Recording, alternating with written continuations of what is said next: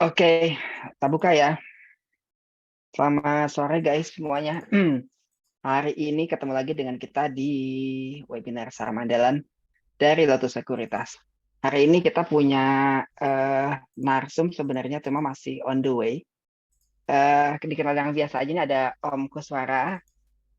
Sehat Om Kus ya? Alhamdulillah. Alhamdulillah. Ada Mas Krisna juga masih di stasiun Gambir. Om Kris, aman ya keadaan ya?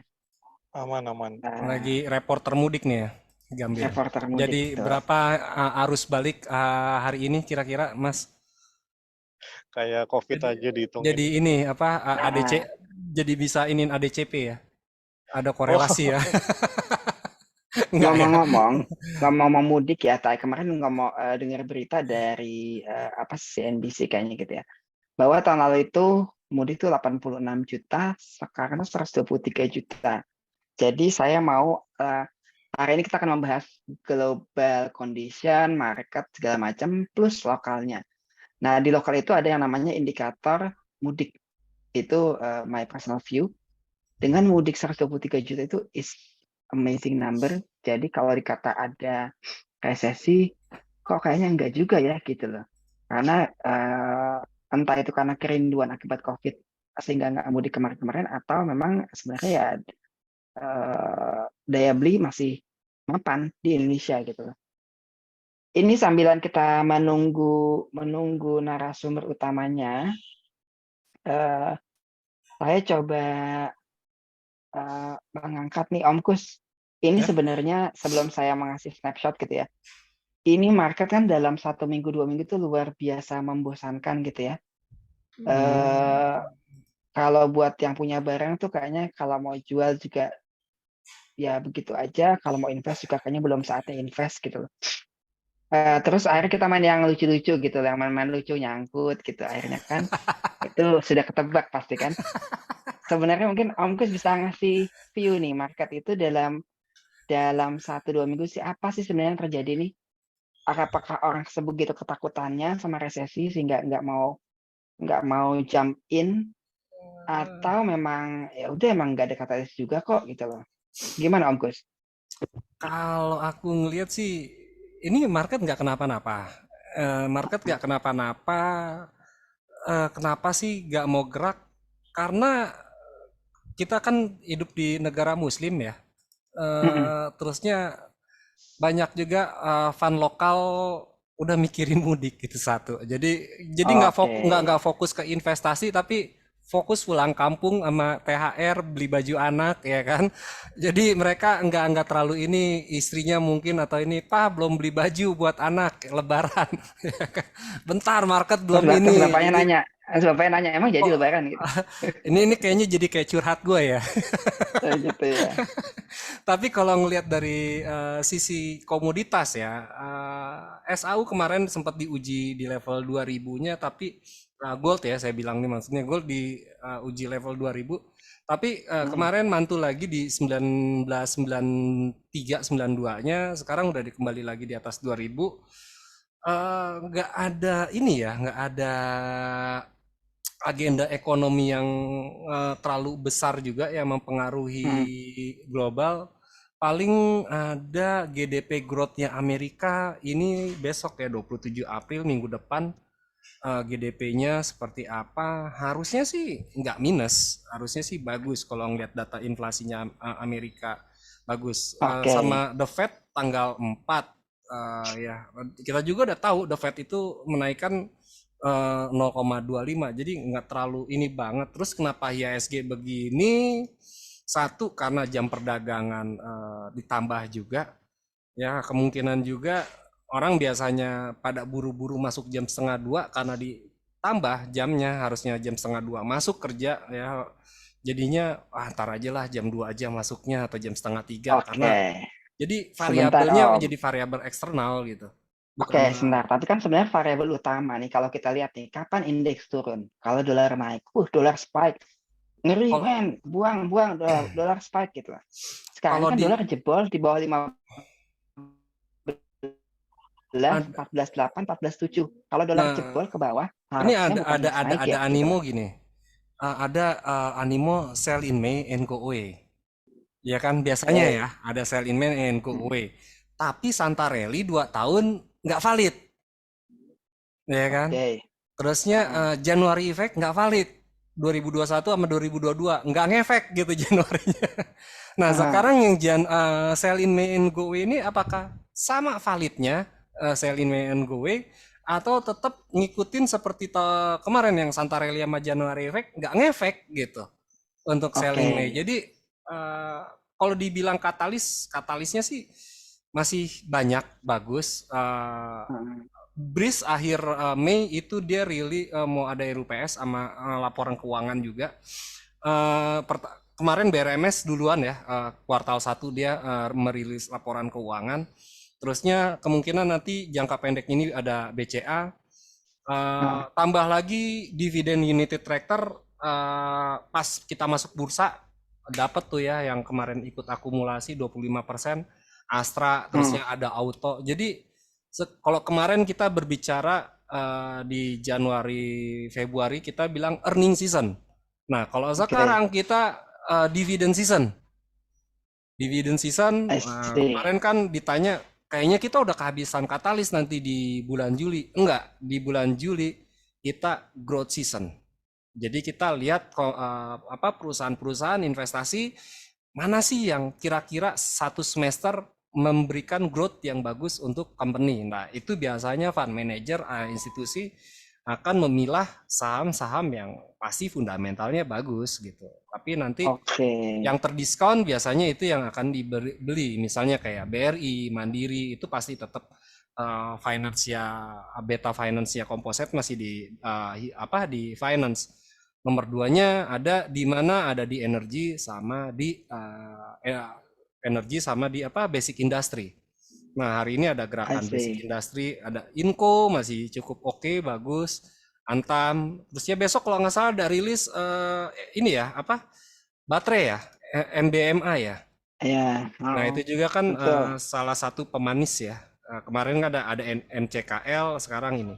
Hari ini aja asing walaupun turun 1,9 triliun loh net buy. Betul, tadi kemarin saya sempat mikir gini, ini jangan-jangan nih ketika kita liburan seminggu, itu market sudah terbang-terbangan gitu. Dikarenakan kan banyak nih isu global yang paling santer tuh, ini narasumbernya cuma masih belum masuk soalnya. Tapi saya bocorin ya, nanti kita membahas de-dollarisasi. Bahwa kalau semua negara sudah bersatu dengan BRICS gitu ya, itu kekuatan dolar itu kan akan melemah karena let's say semua transaksi oil bukan sama dolar lagi dan segala macam. Jadi artinya ini akan menjadi satu ekonomi baru karena dolar Amerika kalau memang itu terjadi terus gitu ya, maka kekuatan dolar hilang, kekuatan Amerika untuk terus mencetak juga enggak sama kayak itu gitu loh. Dan itu akan menguntungkan semua part yang ditransaksikan lewat USD. Contohnya paling simpel itu token kripto. Karena semua token itu BTC against USD, BTC per USD dan semua itu per USD. Termasuk juga komoditas. Jadi segala sesuatu yang bawahnya per USD itu karena USD-nya melemah, harusnya dia terbang gitu loh. Kalau itu berlangsung terus. Jadi de-dollarisasi itu kalau beneran terjadi dahsyat tuh, Om. Impact-nya dahsyat. Mungkin Om Krista tuh akan bisa membahas sebenarnya de-dollarisasi udah mulai ya. Dari 2014 juga kita sebenarnya udah mulai de-dollarisasi. Tapi yang benar-benar menggandeng sekarang itu kan dulu juga ada Gaddafi dicomot, ada Saddam Hussein diciduk gitu kan. Sekarang kan karena China dan Rusia dan Brazil dan menggandeng beberapa koncone lebih kuat lah gitu. Oh ya tuh udah ada Mas Krisna itu. Mas Krisna mau membahas de-dollarisasi nggak sebentar nih sebelum nunggu ini. Sebelum bahas kereta. Sorry tadi ada kelasan kencang banget. Iya. Ya Saya sih melihatnya dedolarisasi ini pasti keniscayaan ya. Cuman Keniscayaan, oke. pertama itu terjadinya kemungkinan tidak tidak serta-merta. Jadi akan secara perlahan ya, akan secara perlahan. Karena negara-negara juga banyak negara juga tidak akan serta-merta langsung mau gantiin cadangan devisanya dari USD ke renminbi misalnya yuan. Oke. Karena China itu kan negara yang tertutup ya.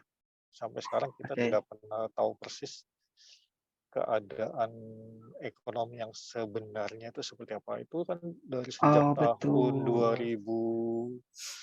2008 itu kan kita tahu banget sebetulnya industri sektor propertinya itu banyak problem sebetulnya. Kita lihat banyak problem, Oke. shadow bankingnya juga itu dari sejak dulu itu kan juga banyak problem. Terus Ini cakep nih. municipal bonds-nya ya, jadi banyak obligasi daerahnya di sana juga sebetulnya banyak problem. Sebetulnya itu juga bom waktu yang kita nggak tahu itu kapan meledaknya karena dia tertutup aja. Jadi mungkin selama ini pemerintahannya masih dengan caranya itu masih bisa nutupin. Jadi kelihatannya belum akan ya mungkin oke untuk kebutuhan transaksi ya, misalnya untuk ekspor impor yang sifatnya bilateral, oke pakai yuan tapi nggak terus jadiin yuan sebagai cadangan devisa ya. Jadi itu sifatnya akan perlahan ya, akan perlahan gitu dan nggak akan tergesa-gesa. Asik. Tapi itu suatu keniscayaan ya, tak underline itu loh. Oh iya, udah pasti karena someday kan China kan bakal number one ya dari sisi size ekonomi. Jadi itu pasti akan jadi akan jadi negara yang diperhatikan. Sekarang Eropa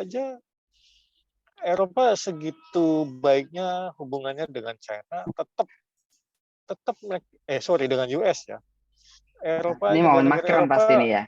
ya sebegitu baiknya hubungannya dengan Amerika pun mereka tetap nggak bisa berpaling dari China. Jadi yang kita tahu terakhir Emmanuel Macron kan juga berkunjung ke China, mereka melakukan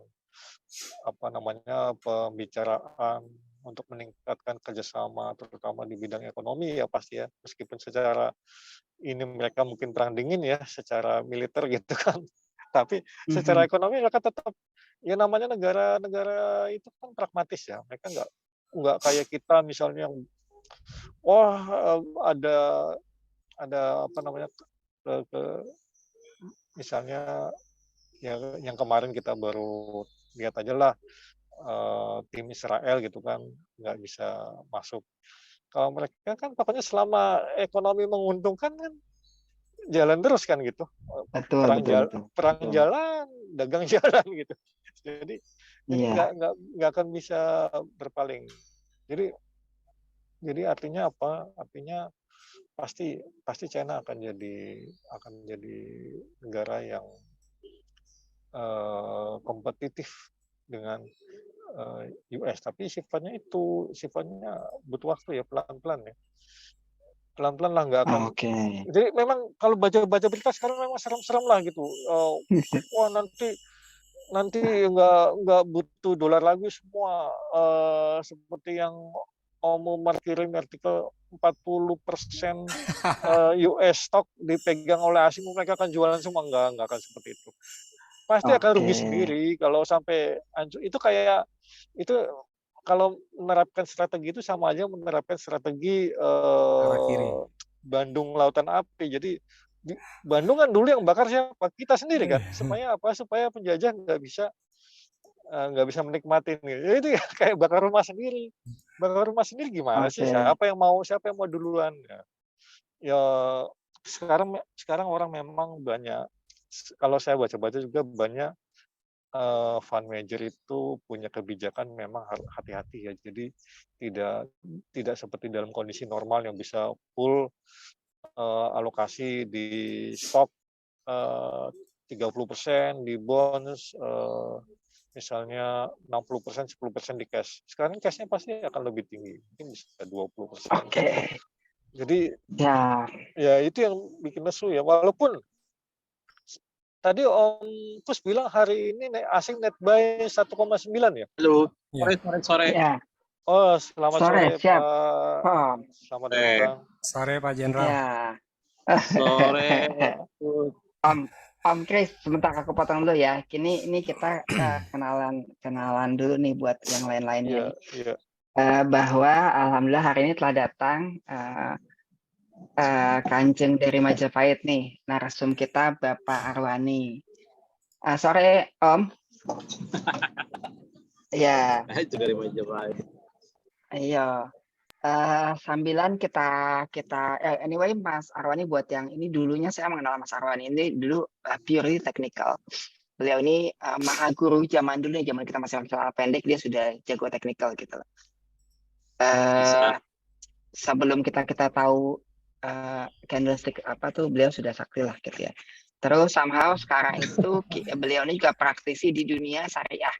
Jadi kenapa kita ngajakin beliau untuk collab itu hari ini karena biasanya kalau udah ngomongin resesi batuk-batuk market itu ujungnya makanya pakai metode syariah di mana ada debt to equity-nya berapa dan segala macam gitu. Jadi beliau ini memang sama ban hitam syariah financing.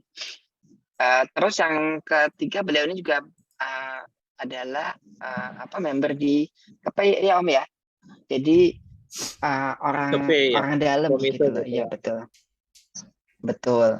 Dan terakhir banyak nih sebenarnya ini kita sampai nggak ada pekerjaan gara-gara beliau juga gitu loh. Beliau juga komisaris di TBK. Beliau juga memang yang sering kita ambil adalah sebagai pengamat pasar modal gitu loh. Again makasih waktunya Mas Arwani. Sehat-sehat ya. Ya. Sehat. Sebentar saya jawab dulu sedikit ya, ada yang nanya-nanya untuk Mbak Hera nanti dijawabnya setelah sesi Q&A setelah kita ngobrol session pertama ya. Om saya izin share screen dulu ya. Nah, saya mau bahas snippet apa sih yang menjadi topik kita hari ini. Izin share screen sudah kelihatan belum?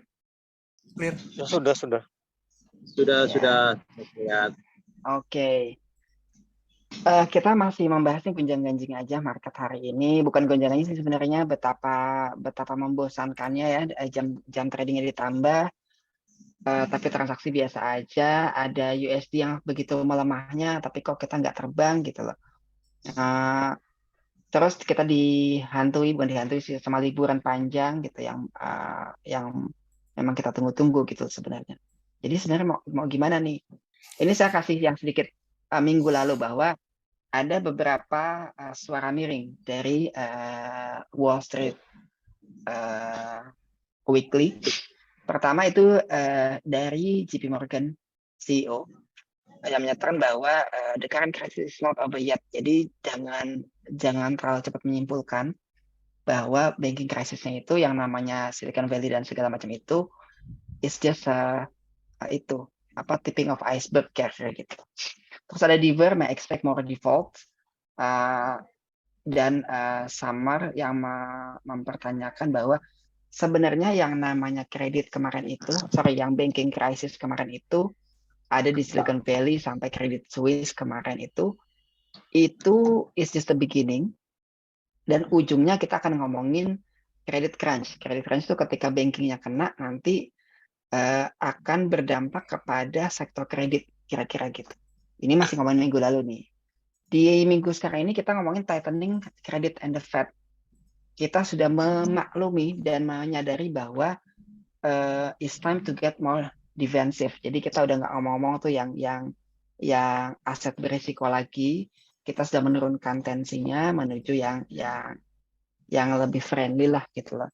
Terus di Hooper di bawah tuh there will be definitely be an earning downturn. Jadi kita juga sudah memaklumi, menyadari bahwa next couple of months, next couple of years, mungkin akan ada downturn di earnings. Kita mulai adjusting ke sana gitu loh.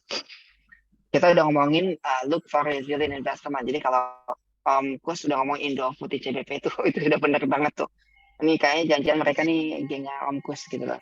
Hobinya yang defensif gitu loh. Another case, looming debt ceiling deadline. Jadi please bear in mind bahwa ketika kita ngomongin Fed itu Amerika itu membantu mereka, apa sih yang dibantu sebenarnya? Yang dibantu itu adalah bank-bank collapse di inject gitu loh. Tapi injection itu kan berarti kan dia menambah lagi hutang. Jadi mereka mencetak uang baru lagi dan segala macamnya. Di mana itu akan ada problematika baru namanya debt ceiling. Sampai saat ini kalau nggak salah utang Amerika itu sekitar 32 triliun US. Itu that's the amazing number yang memang selalu tumbuh gitu loh. Kalau dia bilang ketika dia bilang bahwa ada yang default dibantu gitu loh. Sampai berapa banyak? Sampai berapa besar yang bisa dibantu? Karena ketika ngomongin debt ceiling itu kita punya certain number yang nggak boleh lewat di sini gitu loh. Ini juga kemarin tuh ada cerita tuh bahwa Donald Trump ditangkap. Jangan lupa ya Donald Trump itu Republikan, yang sekarang tuh adalah Demokrat. Kalau berantem dua kubu itu ujungnya nanti debt ceiling itu akan jadi ada drama. Walaupun kita tahu ujungnya mungkin bisa bulan kemudian itu after ada shutdown akan ada ya udah oke deh debt ceiling-nya dinaikin gitu kira-kira gitu. Tapi there will be a drama. Terus kita ngomong juga ada namanya ini di Wall Street ya saya dapat ya di weekly-nya di Headed for a Credit Crunch. Itu yang kemarin ketemu itu kan baru ngomongin default di Silicon Valley. Saya please bear in mind ya bahwa Credit Suisse itu asetnya sekitar 500 sampai 700 miliar. Tapi di akuisisinya itu di harga 3,2 miliar doang oleh UBS. Jadi kebayang nggak sih kalau ada yang ngomongin kredit nggak sehat di satu bank tuh kayak gede banget gitu loh. Itu ngomongin Credit Suisse ya. What about ini JP Morgan di mana semua orang tuh Putus-putus ya? posisi underwater bahasa kerennya. Kalau mereka mencairkan obligasinya, putus-putus ya. Halo. Udah Aman? normal. Oke. Oke. Sorry terlalu ini was nafsu maaf. Jadi kalau kita tahu bahwa hampir semua bank di Amerika itu posisinya underwater dalam artian kalau mereka menjual obligasinya itu pasti dalam posisi loss karena dulu suku bunga 0,5 sekarang 5%-an kira-kira gitulah. Another itu adalah pas real zombie kita udah ngomong nih si Amerika nanya kenapa sih yang zombie itu mesti dibantu, kenapa udah nggak dibiarkan meninggal saja gitulah. Terakhir kita mau ngomong ini ada OPEC annual production bahwa yang paling bawah nih ya, summer there is a growing acceptance of fragmentation. Ini kita ngomongin di dolarisasi bahwa akhirnya kita mulai bukan membolehkan tapi mengadjust melihat satu yang wajar bahwa satu persatu negara bergabung sama BRICS nggak lagi memakai dolar, transaksi pakai negara bilateral tadi gitu ya, currency-nya gitu loh. Dan itu akan menekan USD ke depannya gitu loh.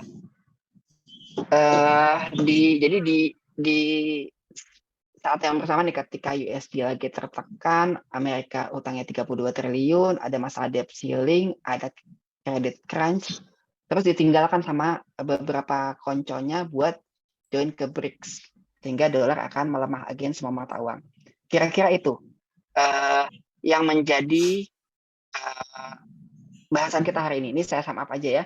Ada pelemahan USD, inflasi Amerika, standar US debt ceiling, ada Fed rate yang katanya masih mau naik 25 basis tapi I don't think so, I don't know. Nanti dibahas sama Mas Arwani. Ada dolarisasi. Untuk Indo Focus ada arus mudik sebagai indikator kuatnya ekonomi. Sama ketika USD melemah signifikan, ini kan di bawah 15.000 nih, 14.7 tepatnya. Sektor mana yang diuntungkan, sektor mana yang dilemahkan, emiten yang diuntungkan. Terus tadi ada yang nanya, kalau orang ngasih dividen, kalau ada emiten ngasih dividen dalam dolar, itu sebenarnya depannya gimana? Mungkin itu dari saya snapshot hari ini. Kita lanjut ke Mas Arwani ya. Monggo Om, dibantu pencerahannya ini sebenarnya fenomena ini gimana cara nanggapinya? Waktu dan tempat dipersilakan. Iya. Oke, terima kasih. Assalamualaikum warahmatullahi wabarakatuh. Waalaikumsalam. Waalaikumsalam. Semua, salam sejahtera. Semoga puasanya lancar-lancar semua ya, yang menjalankan ibadah Ramadan. Ini saya terima kasih banget nih udah dikasih kesempatan untuk sharing ya, sharing di Lotus ya, diundang oleh Pak Umar. Banyak teman-teman juga ini yang bersuara juga sudah lama nih nggak ngopi-ngopi. Ayo, ayo siap kapan aja meluncur kalau Pak Arwani yang ini. Ya, siap. Ini banyak banget tadi kayaknya bahasannya Pak Umar. Itu cuma sama aja Mas, yang menurut Wall Street itu kayak gitu. Kira-kira yang mau dibahas yang mananya feel free aja nih. Pokoknya kita mesti gimana nih ke depannya gitulah. Iya. Ya, saya nanti dibantu sama Om Krisna juga. Saya mungkin mulainya dari ini dulu ya, dari Fed dulu kali ya, dari pernyataan Powell ya. Kalau kita lihat sih sebenarnya Fed itu kan pertanyaan besarnya adalah Fed itu akan menaikkan kembali suku bunganya atau tidak kan? Memang sederhananya begitu.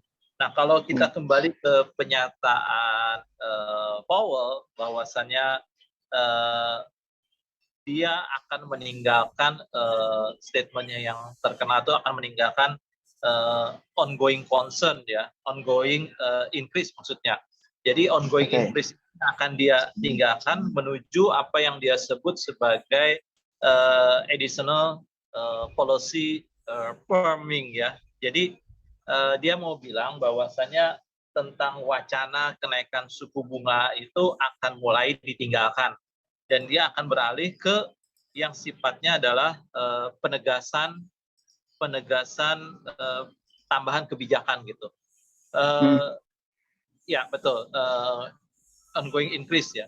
Nah ini sebenarnya kalau kita lihat apakah dia akan benar-benar meninggalkan kebijakan menaikkan suku bunga, itu bagaimanapun juga akan terlihat di parameternya itu di tingkat inflasi.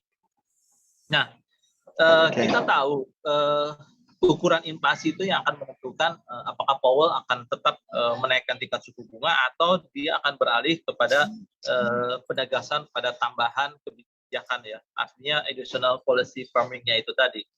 Kalau itu yang terjadi kan itu kita semua mungkin bisa happy ya, berarti kan tidak ada kenaikan suku bunga. Nah, sementara alat ukurnya itu adalah inflasi.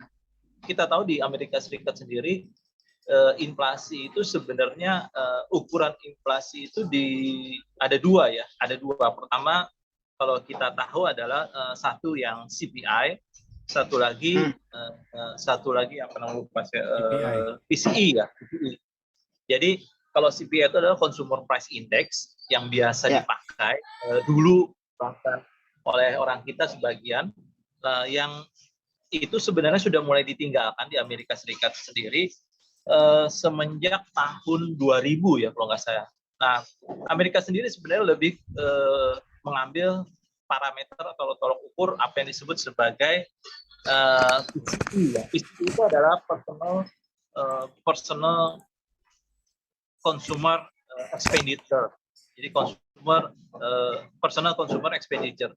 Expenditure-nya ini dikeluarkan oleh satu biro yang disebut biro DEA ya, saya lupa kepanjangannya.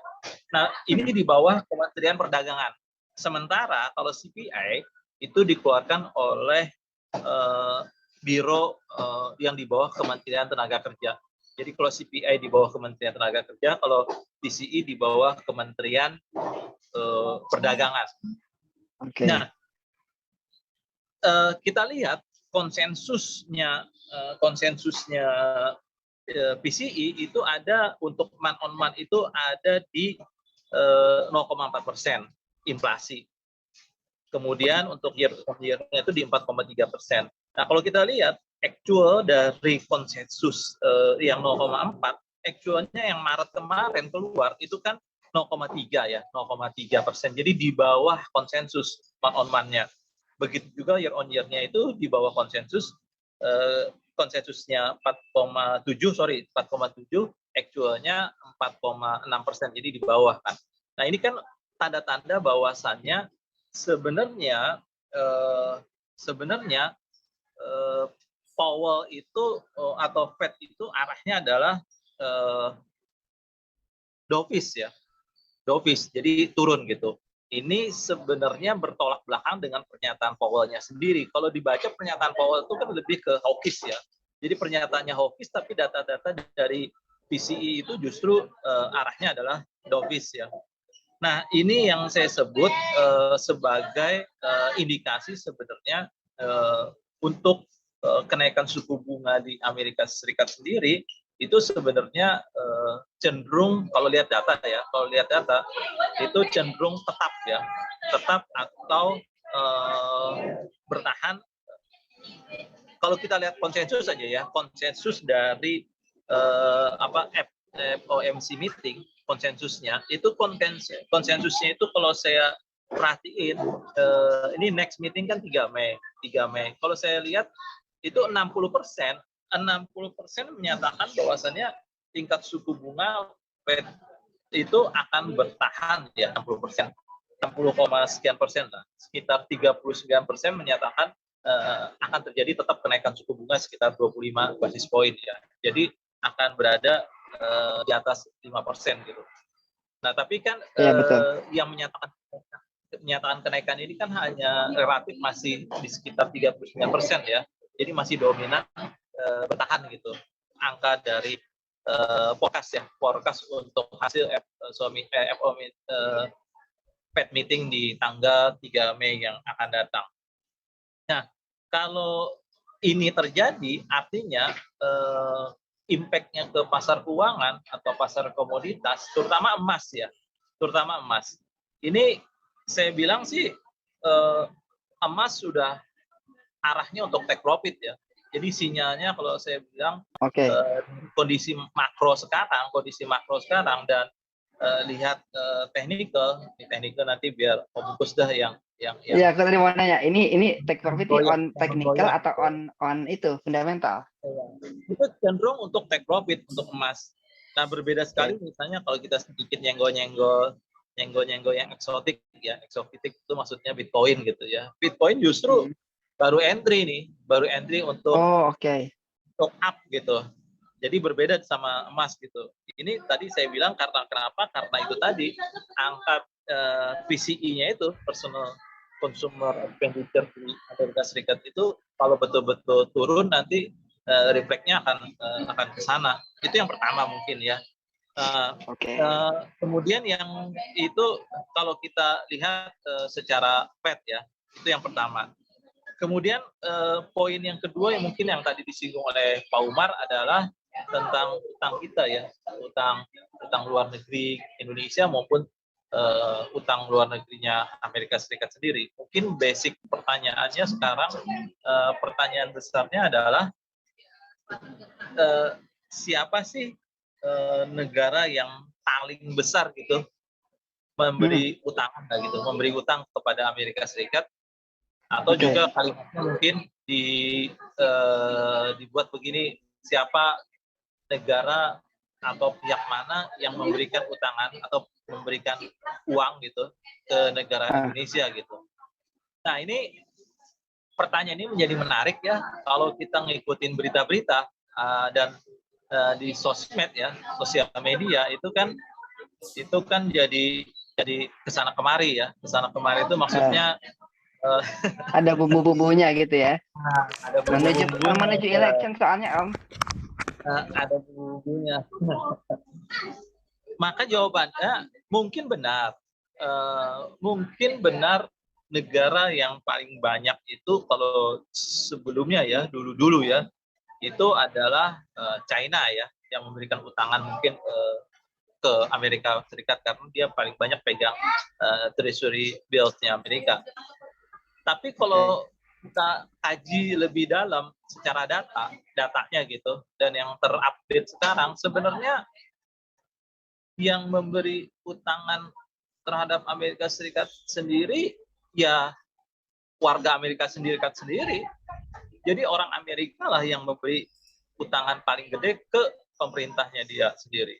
Nah, ini mungkin yang agak berbeda dengan apa yang ada di berita-berita ya. Nah, kalau kita lihat saja ya ininya apa datanya, saya tadi belum sempat bikin slide-nya. Itu total utang Amerika itu kan sekitar 31,39 ya, 31,38 triliun ya US dollar total ya. Kemudian kalau kita lihat terhadap total GDP-nya Amerika itu sekitar 25 triliun US dollar ya. Artinya apa? Dia punya utang terhadap dia punya GDP itu kan sebenarnya lebih gede utangnya gitu daripada GDP-nya gitu. Iya. Itu kalau sorry saya potong. Kalau saya punya datanya tuh bahwa debt to GDP-nya Amerika itu 129% kurang lebih. Kalau Indonesia ya, itu 38-40% gitu ya. Betul. Memang banyakkan utangnya ketimbang GDP-nya. Monggo lanjut Om. Betul Pak Umar. Nah, coba kita bandingin sama misalnya Singapura atau Jepang ya. Nah, Singapura itu utang terhadap GDP-nya itu sekitar 160%. Ya. Sementara Jepang itu sekitar 262%. Nah, tapi lucunya ini kalau di kita itu kan jadi kurang menarik ya, kurang eksotik gitu ceritanya. Kalau kita membandingkan Indonesia dengan Singapura, kan nggak ada tuh yang menyinggung cerita Singapura atau cerita Jepang yang notabene sebenarnya persentasenya jauh di atas kita, bahkan jauh di atas Amerika Serikat terhadap total GDP dia kan. Nah, tapi kan itu juga kurang menarik ya cerita itu ya.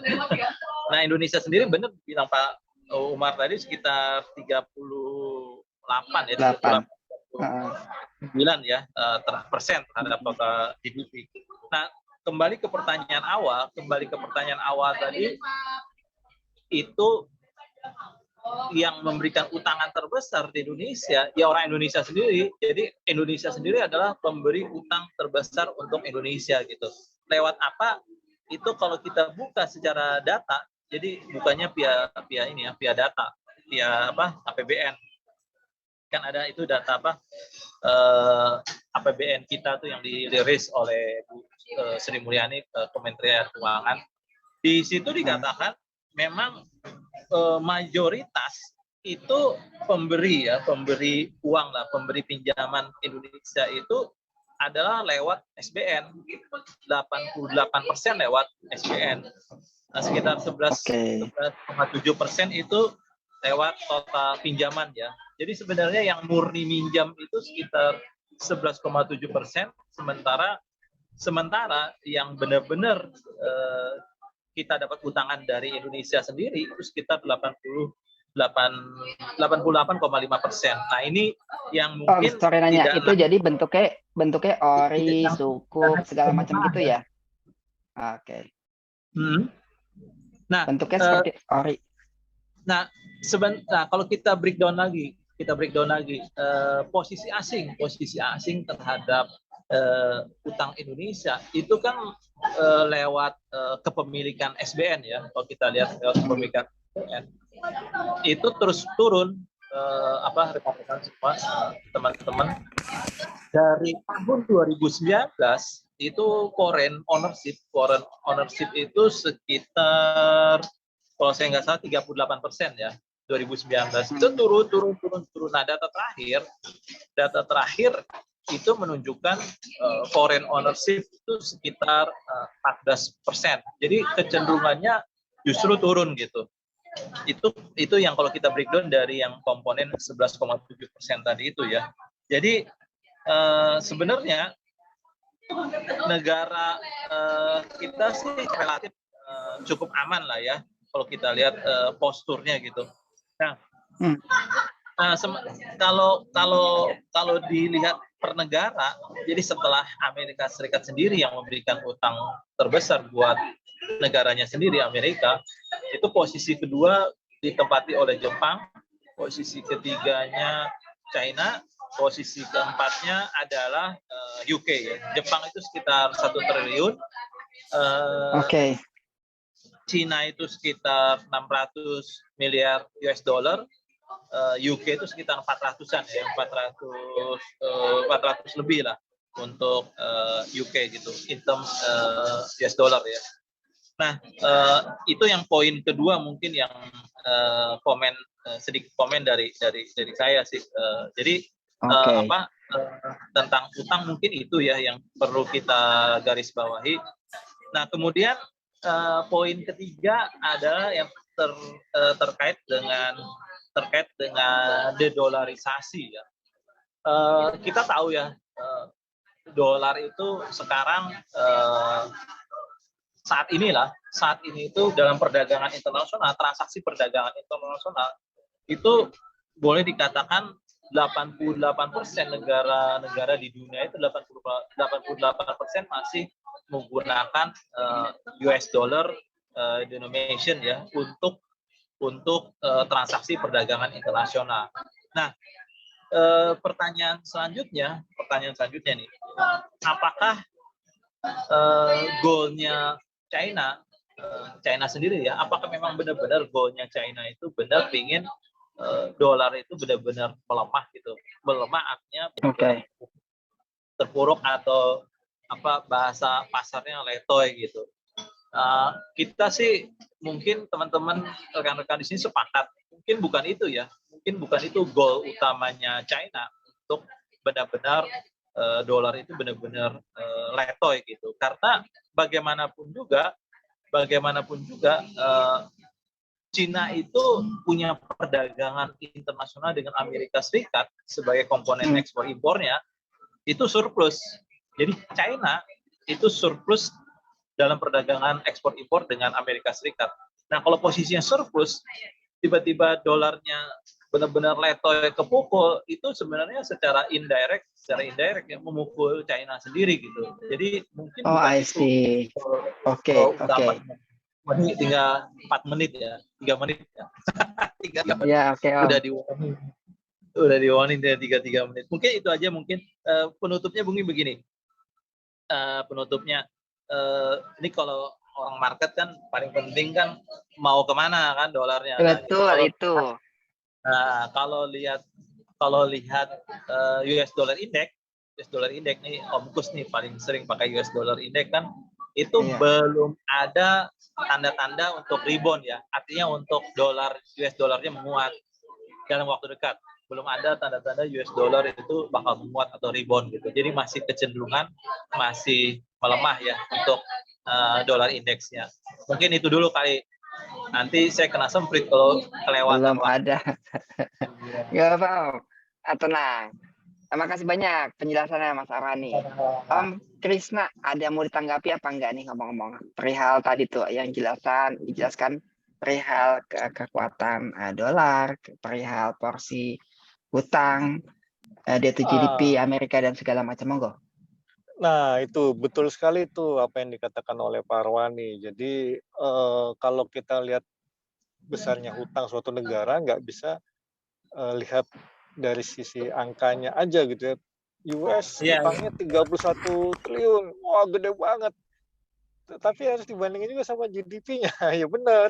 Jadi dengan begitu jadi lebih kita ngelihatnya jadi lebih apa ya, lebih wajar lah gitu ya. Ya sama aja kayak perusahaan gitu ya kan, equity-nya 1 triliun, utangnya 1,5 triliun, ya masih wajar karena biasa kan Ya. orang lihatnya ya selama masih apa namanya, debt equity ratio-nya masih di bawah 2 kali ya masih oke lah gitu kan, ya memang sehatnya paling enggak maksimal 1 kali lah gitu kan. Tapi ya gitu, kalau masih 138 kan artinya debt equity ratio-nya masih sekitar 1,3 kali, 1,4 kali, ya masih oke lah gitu. Jadi Ya. jangan semata-mata, wah 31 triliun nanti gimana, enggak. Juga tadi jelas banget katakan oleh Pak Armani gitu kan. Jadi China itu iya kayaknya rasanya nggak akan eee, tujuannya nggak akan menghancurin dolar kayak ngancurin dolar kayak Oke. mengubur rumah sendiri tadi kan, ya kita tadi di awal udah sempat, apa namanya, ngobrol pelan-pelan gitu. Jadi, kayaknya sih begitu, gitu. Jadi, Oke. itu, jadi, rasanya, apa namanya, dolarisasi memang iya itu wacana yang ada, tapi rasanya butuh waktu untuk ya pelan-pelan lah pergeseran tatanan dunia ini akan terjadi pelan-pelan. Gitu Pak Umar, kalau saya sih Oke. kayak gitu kira-kira. Om, saya mau kembali ke pertanyaan dulu ya, boleh ya? Iya, Ada yang nanya nih, saya banyak dividen yang dibayar dengan USD, apakah masih layak invest? Sebentar, itu dulu ya, sebentar. Yang pertama dulu, sorry, maaf, saya balik. Dolar melemah, bagaimana dividen yang bayar dengan dolar? Kalau iya. dolar melemah, kan sekarang dolar melemah nih. Bagaimana dengan nasibnya emiten yang membayar dengan dolar? Ini siapa yang mau jawab? Kamu kok aja, Mas Krisna dulu boleh. Oh, iya. Nanti, Oke, kalau dari kacamata saya, yang namanya orang investasi saham tetap lihatnya basisnya harusnya ke fundamentalnya ya. Jadi apakah oke. si perusahaan ini memang masih punya prospek pertumbuhan, ya kan, pertumbuhan revenue-nya, pertumbuhan otomatis kalau revenue-nya tumbuh kan kita ekspektasinya profitnya juga tumbuh kan ya. Selama itu masih ada, masih di atas kertas masih ada, itu yang jadi pegangan gitu. Jadi bukan dolar mau seberapa turunnya gitu kan. Bukan masalah currency-nya Rasa ya, dan saya yakin si iya, emiten juga pasti punya bukan salah strategi khusus buat hedging atau apa gitu ya. betul ya. Sekarang berapa persen sih gitu kan potensi dari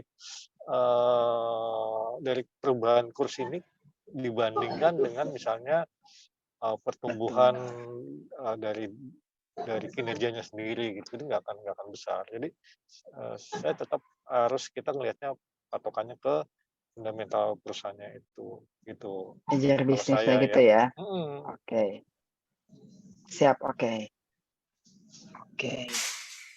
Berarti kalau tadi ada yang nanya lagi, dia nih, saya banyak dividen yang dibayar dengan USD, apakah masih layak invest? Kalau dia, let's say perusahaan ini dia invest di perusahaan yang revenue dalam dolar, masih layak dilanjutin apa enggak? Jadi Iya, jawabannya masih sama lah ya, kembali iya, lagi ke yang iya. tadi. Yang penting tuh lihat. Kalau investment di perusahaan komoditi, ya mau nggak mau kan. Ya, oke. Saya nanya geser sedikit ya, boleh ya? Kamar kawan aja Kita nih. pasti itu kan Oke. Om Marwani. Yes. Oke, jadi kalau saya mau tanya nih, kan semua tuh basically orang market tuh cuma nanya nih, jadi arahnya kemana nih? Arahnya kemana? Kalau teknikal nanti akan dijelasin sama Om Kus gitu ya. Tapi sebenarnya gini, kalau saat ini nih kita selalu boleh milih sektor atau boleh milih emiten. Kemarin itu kan ketika dolar menguat, itu kita langsung wanti-wanti tuh, oh jauhi si ini karena dia impor dolar, jauhi si ini karena dia hutangnya dolar naik gitu lah. Jauhi yang dia nerimanya USD tapi cost-nya rupiah gitu lah. Dan yang cost-nya dolar tapi income-nya rupiah. Kalau ketika dolar naik itu dijauhi semua. Sekarang ini ketika dolar nyemplung begini, pertanyaan pertama adalah ini sustain apa enggak dolar di bawah 14.7 kira-kira gitu.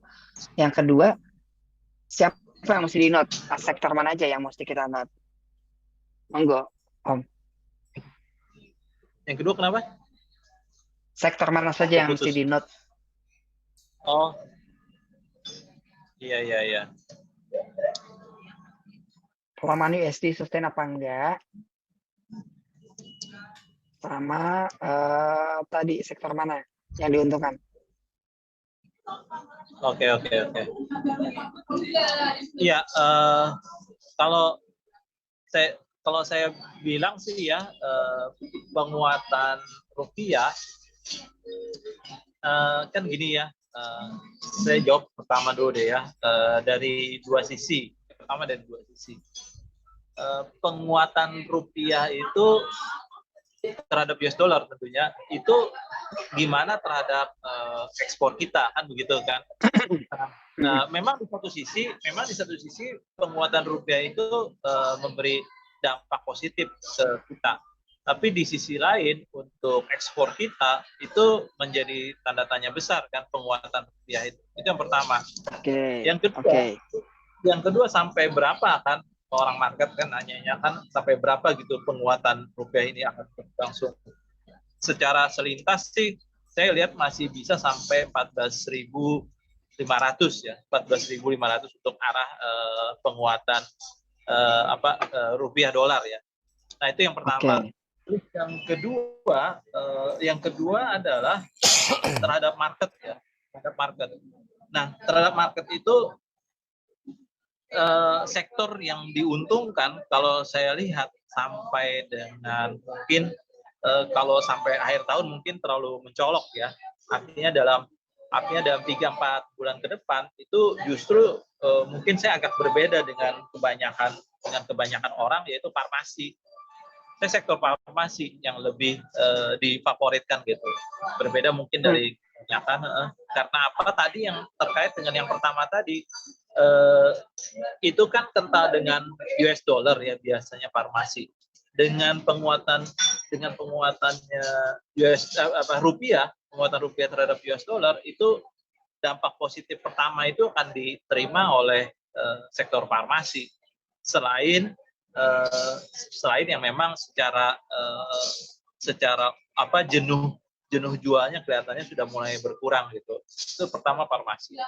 Terus yang kedua mungkin bukan sektor ya, tapi lebih spesifik saham-saham yang akan membagikan dividen.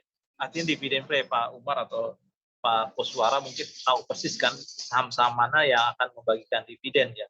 Memang ketakutannya kita itu kan setelah X date kan biasanya jeblok ya, setelah X date gitu. Namun demikian nggak semua saham yang X date-nya langsung jeblok gitu.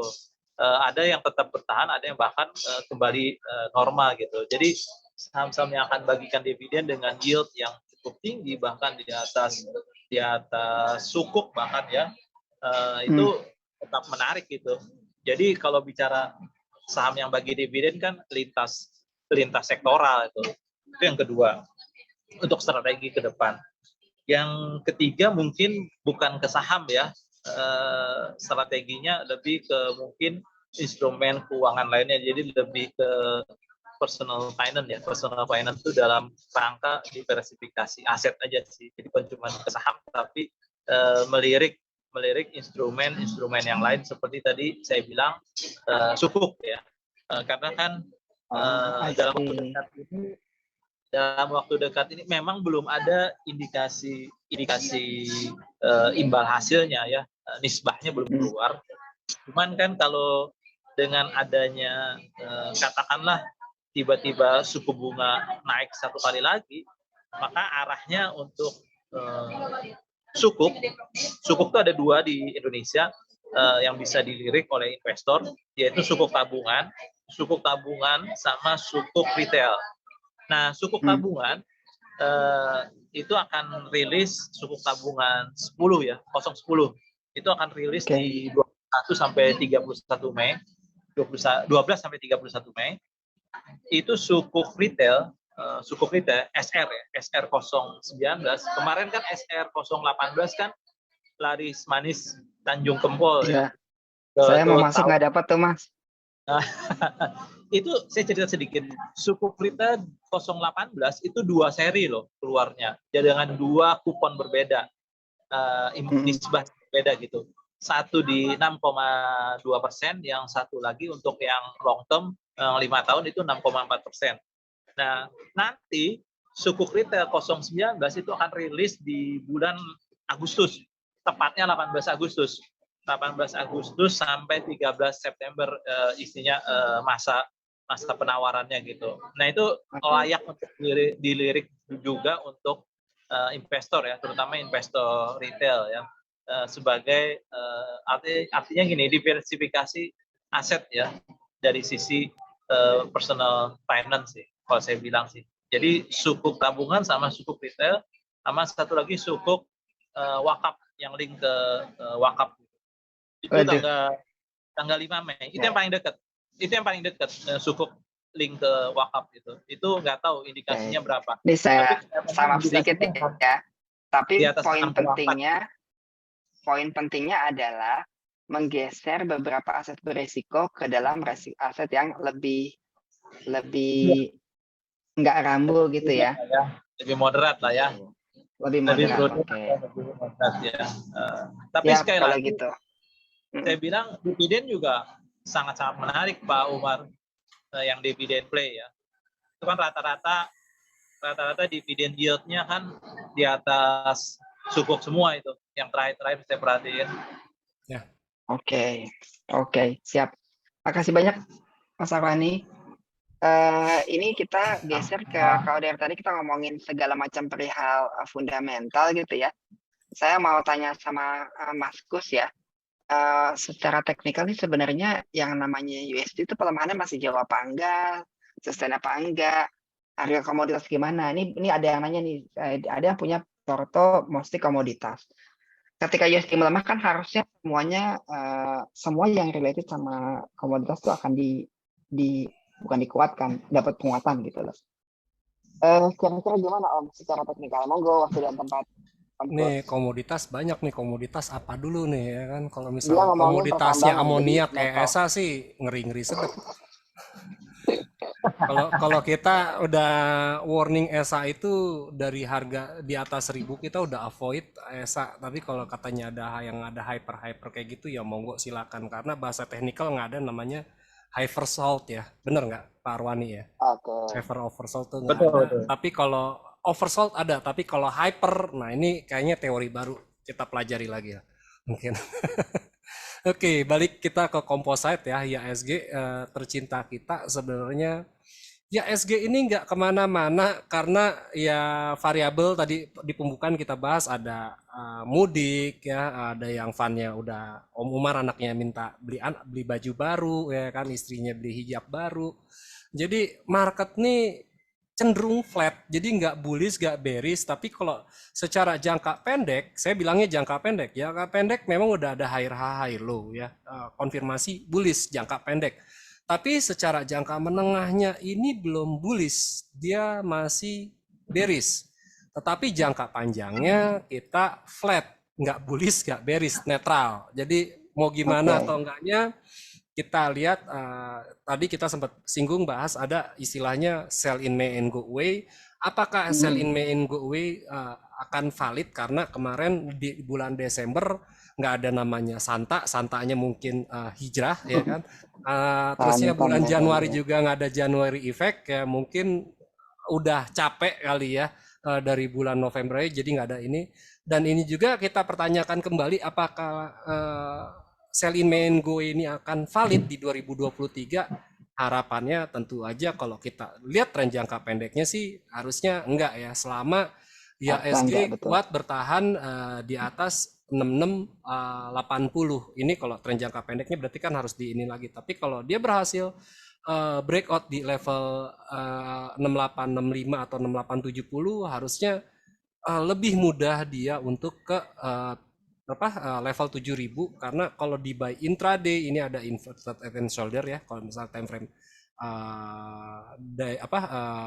1 jam atau di 2 jamnya ada IHNS-nya, cuman belum ada aja mengkonfirmasi ya, karena banyak agenda-agenda ekonomi nasional yang enggak ikut mendukung ini, kecuali yang tadi sempat disinggung perihal dividen ya. Dividen, ada earning, kita masih ada earning season. sama dividend season juga gitu. Jadi masih belum ini. Lalu kita balik lagi kepada apa namanya komoditas. Kita lihat dulu komoditasnya. Saya singgung pertama oil. Oil cukup menarik perhatian saya di sini ya, US oil. Kemungkinan oil akan mencoba di level 8586-nya ya, 8586 biasanya related oil dengan saham-saham apa aja bisa diperhatikan, mungkin ada Elsa, ada Akra, ada Medco, bisa diperhatikan untuk saham-sahamnya yang berkorelasi dengan oil atau migas ya. Tadi hari ini juga ada gerakan saya perhatiin ada seperti Pegas juga ya, walaupun tekanan di Medco dan Elsa. Lalu pada sektor basic industry sebenarnya ini masih bullish di goldnya itu sendiri ya, trennya belum patah. Kemarin hari Jumat ada data rilis PPI ya kalau nggak salah, retail sales ya, menguji lagi di level di bawah 2000-nya, tapi kemarin di level 1992 mantul kembali lagi ke level 2000-nya untuk goldnya. Jadi kemungkinan minggu ini akan sideway untuk goldnya ya, rangingnya antara di level 2000 sampai 2035. Bottomnya, supportnya ada di nextnya 1988 untuk gold. Lalu tadi ada pertanyaan tentang Dixie atau dollar index. Kita melihat di sini sih sebenarnya masih bearish. Minggu lalu sempat kita singgung Dixie. Ini yang saya agak khawatirkan, takutnya Dixie ini menjadi double bottom ya, takutnya menjadi double bottom. Cuman yang harus di breakout adalah flip levelnya ada di 105.900. Apakah nanti jelang the Fed dia akan break out atau break up di 105.800-nya, atau dia lebih lagi turun koreksi mengarah ke 99 sampai 97 the next levelnya. Harapannya tentu aja koreksi ya, dolarnya rupiah terus menguat. Tapi dari sini juga kita udah bisa melihat bahwa rupiah kita memang sedang ada mengalami penguatan dalam 1-2 minggu terakhir. Yang udah di bawah level 15.000-nya, memang kita prediksikan pengennya sih di 14.400 hingga 14.300-an ya untuk ininya. Nanti sektor-sektor apa yang diuntungkan, saya sangat setuju kalau rupiahnya menguat, dolarnya melemah dengan Kalbe Pharma.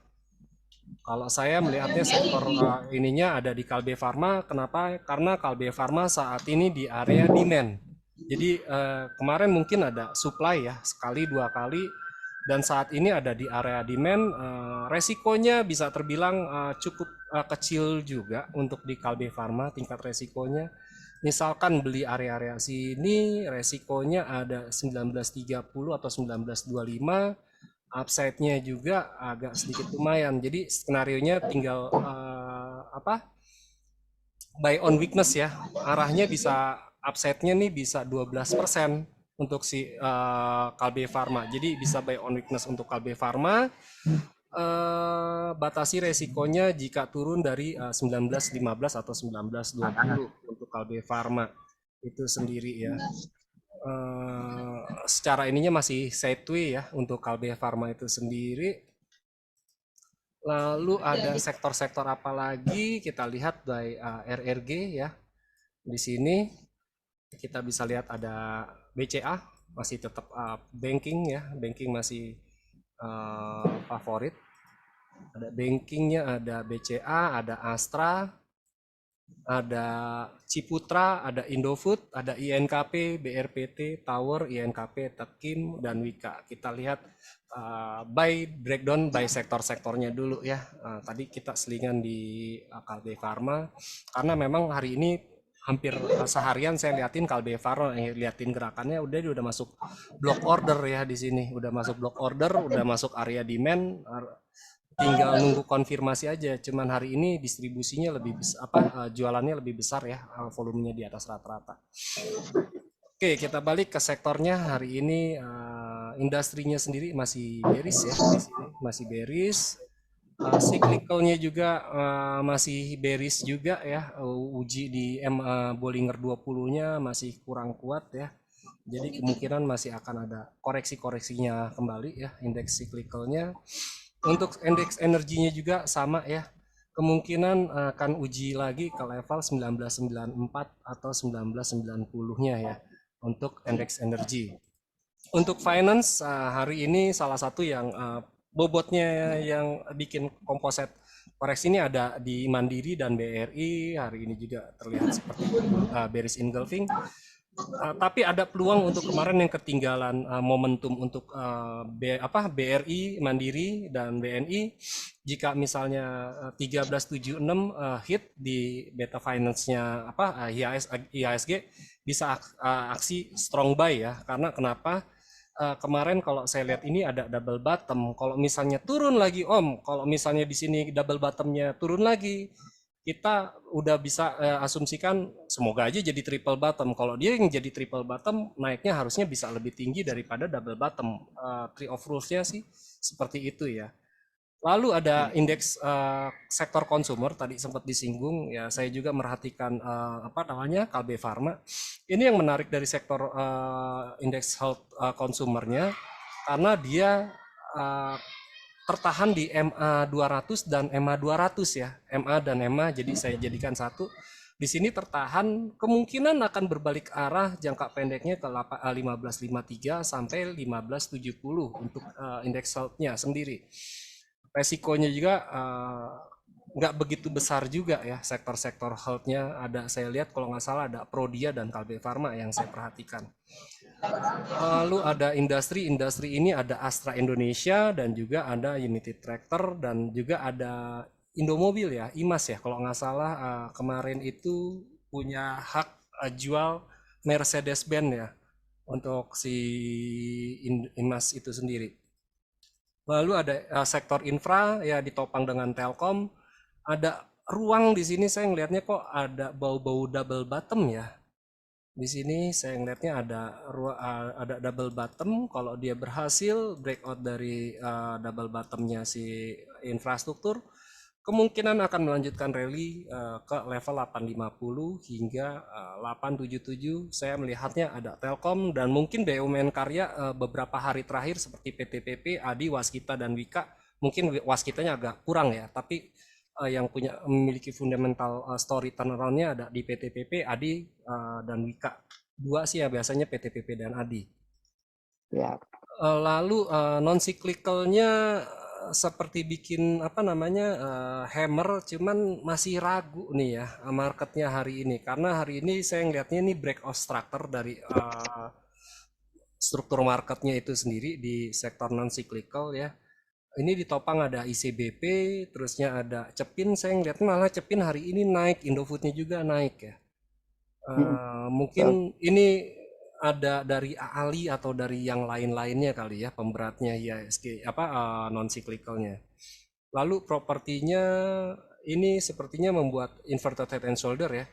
Left-nya ini right-nya lagi uji right shoulder-nya apakah dia cukup bertahan di 680-nya. Kalau nggak bertahan dia akan kembali lagi takutnya jadi double bottom. Tapi kalau melanjutkan naiknya dari inverted and shoulder-nya tidak menutup kemungkinan dia akan lari ke 720 sektor properti.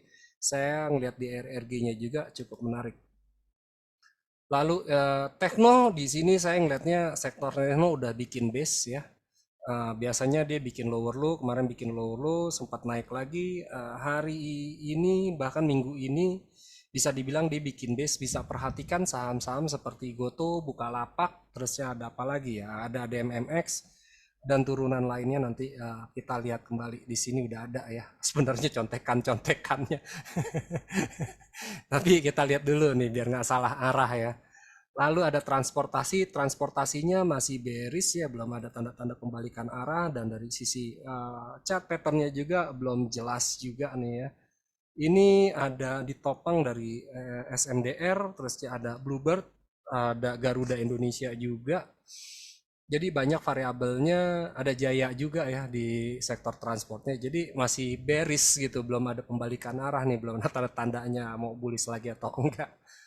Mungkin ini dari sektornya, lalu kita lihat breakdown dari per saham-sahamnya kira-kira apa aja. Saya akan minta bantuan dari BBK. Nih ya, kayaknya dari LSIP breakdown, MDKA-nya juga lagi breakdown lagi ya, alert ya, on support ada PTNY, Bayan, dan Mets. Kalau breakdown tuh gelap ya Om Kus ya? Kenapa? Breakdown tuh artinya gelap nggak? Breakdown itu berarti kan supportnya dijebol. Oke. Pijakannya dijebol, berarti dia akan mencari the next supportnya lagi ada di berapa, itu yang harus kita iniin. Tapi kalau Ya. kita ngelihat seperti itu, nantinya serok berapa, karena kita belum tahu nih marketnya bisa dibilang pendek, karena minggu ini cuman Senin dan Selasa, minggu Ya, depan oke. Rabu, Kamis, Jumat. Jadi total Ya. 2 minggu aja kita kerja sebenarnya cuma 5 hari. Ditambah lagi ada The Fed ya pas habis tanggal 4-nya itu. Jadi meriah sekali kan bursa kita udah disuruh buru-buru masuk, suruh nyaksiin Powell speak up sama di The Fed gitu. Oke, berarti kita lihat ini aja ya untuk saham-sahamnya ada Wika. Coba saya lihat di sini pada Wika ya. Wika dulu di sini ada add berarti maintain ya. Kalau add maintain hari ini oke ya. Saya melihatnya Wika nih cukup menarik ya dari RSI-nya sendiri udah menuju ke level 50, mau ingin ke posisi netral artinya ya di sini. Dibilang bullish atau belum, memang kemarin sempat masuk stock pick-nya dari Lotus Andalan di minggu lalu ya, by Wika. Ya. Hanya aja target pertamanya belum tercapai ya, target pertama, target keduanya belum untuk di Wika, ada di flip level 580 sampai 635. Lalu ada apa nih, ada MSIN kayaknya kurang liquid ya, jadi saya agak kurang berani memberikan rekomendasi MSIN ya, kurang liquid ya. Ini juga bearishnya, price actionnya juga kurang menarik ya, jadi kita skip aja dulu MSIN-nya. Volumenya juga masih di bawah rata-rata walaupun ada akumulasi. Ada BRPT. Oke, BRPT oke kayaknya nggak jadi nih ya, udah mulai ada gerakan-gerakan Nggak jadi apa nih? kemarin Nggak kan jadi turun? kemarin kan rencananya kan 28 April ya. Cuman tetap aja di sini Oh, ada EMA 50 dan EMA 200-nya di oke. level 825 830, waspada aja kalau dia nggak berhasil breakout. Uh, Bisa antri-antri kalau yang belum punya di 800 atau below 800 ya, di bawah di antara 800 atau di 775 untuk area antrian belinya untuk BRPT. Harapannya sih dia bikin double bottom, tapi kalau dia bikin swing turun sedikit dulu ya, karena volumenya juga masih kurang mendukung walaupun RSI-nya sudah oke. Kalau bilang fundamental pasti bilangnya Pak Arwani mahal BRPT, benar gak Pak Arwani? Pernya soalnya BRPT. Lalu ada film nih bullish ya, saya ngeliat ini beberapa kali ini reversal, coba kembali lagi ke tracknya. Bisa aja film nih ke 2300-nya, jangka pendeknya harus uji dulu nih 2030, 2030-nya bisa nggak berhasil dilewati sampai 2180-nya ya. Kalau bisa ya bagus, kalau nggak bisa ya hati-hati, waspada. Jadi saya ambil Oke. dulu film dengan Fibonacci ya, kemungkinan sampai 06-nya ya, mungkin akan koreksi-koreksi dulu ke level 1620 ya. Kalau dia turun dari 1795-nya wajarnya ke 1620 sampai 1575. Jadi udah oversold juga ya si film udah oversold, bukan oversold, sorry ya, maksudnya overbought ya, udah jenuh beli juga di sini ya, bukan oversold. Kalau oversold di bawah, ini udah overbought. Jadi hati-hati, rawan koreksi untuk film itu sendiri. Tapi secara trennya dia bullish ya. Jadi kalau misalnya ada koreksi sampai 1620, bahkan bisa sampai 1470, bisa spekulasi beli ya, selama dia masih kuat di flip levelnya 1260-nya. Jadi yang suka bottoming seperti itu ya, trennya lagi Ya. naik, begitu ada koreksi buy strong. Lalu ada Wifi ini, aduh Om, sorry Om, saham ada yang nanya gorengan ya. Inco, belum boleh ya? Belum boleh Boleh, nanya ya? boleh. Ada yang nanya Inco. Inco kalau nggak salah bukan kemarin masuk stock pick-nya Lotus ya? Hari Kan ini bukan Jumat. orang Lotus. Yang nanya Oh, bukan orang Lotus, Bang. enggak, maksudnya di Instagram, berarti nggak follow Instagram Lotus dong. Nakal ya, nggak follow ya. Follow dong Kayak gerombolannya Instagramnya. Om Arwani. Oke, kalau sebentar dulu kita wifi ini udah mulai jenuh beli juga ya, udah overbought juga ya. Tapi secara tren dia bullish ya. Secara tren dia bullish, expanding dari trennya itu sendiri. Tinggal jaga aja resikonya. Kalau saya agak-agak ngeri nih, kadang-kadang turunnya nggak pakai sen ya. Ini Gitu ya. lebih cocoknya pakai tape reading tekniknya ya, bukan pakai chart, tapi pakai tape reading deh. Oke, Banyak-banyak pikir. coba kita tadi ada Inco ya pertanyaannya. Inco. Inco. Oke, Kalau ada yang mau Inco. nanya, monggo di chat aja ya yang lain ya. Inco hari ini tekanan jual ya. Hari ini tekanan jual tapi volumenya di bawah rata-rata. Waspada ya, di sini netral, nggak bearish, nggak bullish ya si Inco. Jadi saya bilangnya netral aja. Waspada aja kalau dia turun dari 6.300 ya, turun dari 6.300. 6.300. Iya, flip levelnya kalau turun dari 6.300 dia berpeluang ke 6.200 dan then next-nya ada 5.975. Hati-hati, secara market strukturnya sih sebenarnya dia masih bearish ya, lower low, lower high, lower low, lower high, lower low, ya lower high. Nah ini takutnya ini secara market strukturnya seperti ini. Untuk jangka pendeknya dia belum ada high low nih. Tuh. Lagi Jadi, musim aja jebol ya. tapi kalau ngelihat dari sektornya sih masih oke lah. Jadi dia yang harus, kalau dia harus mengkonfirmasi breaknya ada di 6775. Ya marketnya masih seperti ini ya. Lagi juga ngelihat dari mid Bollingernya sendiri dia belum ada penyempitan, jadi kemungkinan dia akan ranging sideway-nya itu di 6725 sampai 6200. Jadi kalau beli Inco baiknya sih di bawah 6300. Kalau di bawah 6300, Kalau napas-napas panjang, napas-napas nggak panjang, nggak usah lagu-laguan gitu Om ya. iya bisa seperti itu ya. Seperti itu. Jadi Inco sebenarnya masih sideway ya, karena setelah dia break structure dia lagi lagi cari arah. Dia mau melanjutkan tren turun atau dia mau kembali lagi ke tren naiknya sendiri. Ya kemarin di sini di 6.000 sempat mantul ya, 6.000 di bawah ini cukup lumayan kuat. Cuman masih belum cukup kuat untuk pijakannya si Inco itu sendiri. Ada lagi mungkin? Saya sih malah menarik itu di BRI sama Mandiri ya. Kalau saya lebih menarik BRI Mandiri karena kenapa? Walaupun di seperti ini, kemarin tuh BRI ATH. BRI ATH biasanya kalau saham yang udah ATH itu suka ada bikin ATH lagi, bikin ini lagi. Mungkin Pak Guru Arwani lebih punya pengalaman dalam ATH. Biasanya kalau saham udah melakukan ATH, biasanya suka ATH lagi. Nah kayak tahun lalu nih, BRI kan sentuh 5.025 ya. Dan kemarin hari Jumat dia sentuh 5.100 sampai 5.075. Sewajarnya sih dia bisa lagi capai 5.200 sampai 5.500. Itu bisa kesempatan untuk buy on weakness, untuk kesempatan beli. Terusnya ada BMRI-nya juga. Kalau saya melihat ini BMRI kemarin cetaklah bagus. Di sini ada koreksi, mungkin ada di 5.100 selama dia kuat di 4950-nya ya. Ini kan equilibrium-nya dia. Jadi kalau 5.000-nya kuat, bahkan kalau saya sendiri kalau 4940-nya aja masih turun sini ya saya masih berani beli gitu. Untuk si Mandiri itu sendiri ya.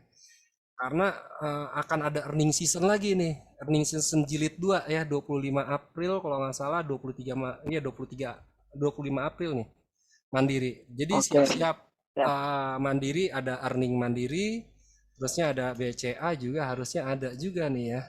Nah ini BCA juga ada nih ya, 26 April ya earningnya. Jadi lebaran udah langsung disuguhin laporan kinerja keuangan blue chip. Tadi Mandiri, BCA, lalu yang agak sedikit lagging malah di BRI ya, 18 Mei earningnya ya, laporan keuangan. Jadi lebih dulu Mandiri, BCA, kita lihat BNI-nya bagaimana. Om Kus, maaf Om Kus ngingetin. Ya. Maghrib 5 menit lagi, so Siap. dikasih waktu 2 menit ya. Siap. Belum Oke, kita tutup. untuk mandi BNI-nya masih oke ya, masih oke. Lalu ada earningnya 25 April kita masuk bursa langsung disuguhin BNI, Mandiri dan BCA. Pasti hasilnya bagus apa enggak. Nah ini kan yang ditunggu-tunggu para investor. Kalau bagus, sentimen ke bursa IHSG-nya itu sendiri bagus. Ya tadi ada ini yang saya kasih ya, mungkin nanti saya share ke STC ya, apa Ya, aja siap, oke. yang bisa diperhatikan saham-saham mungkin besok sampai setelah Lebaran ya, ada BCA, ada Astra juga hari Rabu ini ada ini ya, ada RUPS untuk Astra sih. tentang berapa dividen yang akan dibagikan. Jadi kita libur udah dapat menu Astra Indonesia. Lalu Astra INKP juga kenyang BPT. sama anak-anaknya ya, Bos ya, Iya, dividen dari ada anak-anaknya auto, ya. ada Unity Tractor. Unity Tractor yang paling besar itu 25% tahun ini ya. Mungkin Oke. itu dari saya, Pak Umar. Jadi masih Oke. banyak saham-saham blue chip menarik yang bisa kita untuk invest jangka pendek, menengah dan panjang. Ya SG-nya juga kebetulan masih sideways, jadi bisa intip-intip mana sih kira-kira yang akan memberikan earning bagus di kuartal 1 dan mana yang kira-kira kasih dividen. Kalau saya sektor energi ada satu yang bagus itu di PTBA. Oke. Itu belum ada RUPS tuh PTBA tuh. Ya, Ada Mbak nggak Hera boleh nih. itu loh, bukan bermaksud mengajak membeli atau menjual loh ya, Iya. gitu. Ada Anyway, Mbak Hera nih nanya, boleh saya jawab? apa tuh? Ispark Hotel. Aduh, ini saham gua, Mar. bukan 3 menit, 2 menit Siap. ini Om, 2 menit mau itu terakhir ya. Oke, saya ngelihatnya dia nggak cukup kuat ya lewat di resistnya ada di 120 sama di 123. Ini ada flipnya Ispark. Memang sih hari ini ada ledakan volume. Waspada aja kalau nggak salah hari ini ex-date-nya ini ya, kalau saya ngeliat di sekuritas. Hati-hati aja kalau dia tiba-tiba turun ke 111 atau turun dari 109.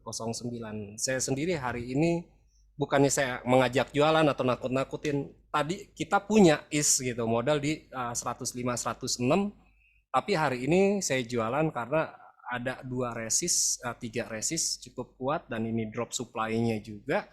Saya lebih percaya supply and demand sebenarnya pada resist. Makanya dia masuk area zone supply, dia akhirnya nggak cukup kuat. Secara jangka pendeknya dia masih bullish jangka pendek, jangka menengahnya juga masih dibilang bullish, jangka panjangnya juga masih bullish. Volumenya hari ini ledakan volume, RSI-nya juga cukup terjaga baik. Mungkin itu Mbak Hera dari saya isnya. Cuman waspada gilang-gilang ini ya, gilang dividennya itu dari saya. Makasih banyak Om Kus. Guys, mohon Sama-sama. maaf sekali lagi, tapi ini sudah 1 menit sebelum menuju maghrib, jadi kayaknya kita harus off dulu.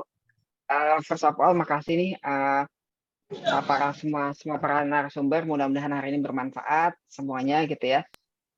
Semoga masih bisa diundang lagi Arwani dan Mas Kus, Mas Rista semuanya. Mudah-mudahan sehat. Pak Arwani malah ngajaknya kita kapan diterima. Pak Umar ngajak ngopi katanya tadi itu. Oh siap, nanti habis lebaran Mas. Hebat. Ini sudah azan. Kita berbuka dulu. Selamat berbuka puasa dan terima kasih semuanya Pak Arwani, terima kasih Terima kesempatannya kasih Mas Pak Umar, Arwani.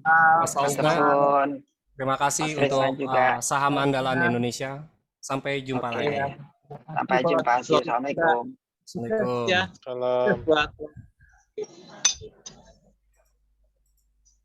Undur diri ya.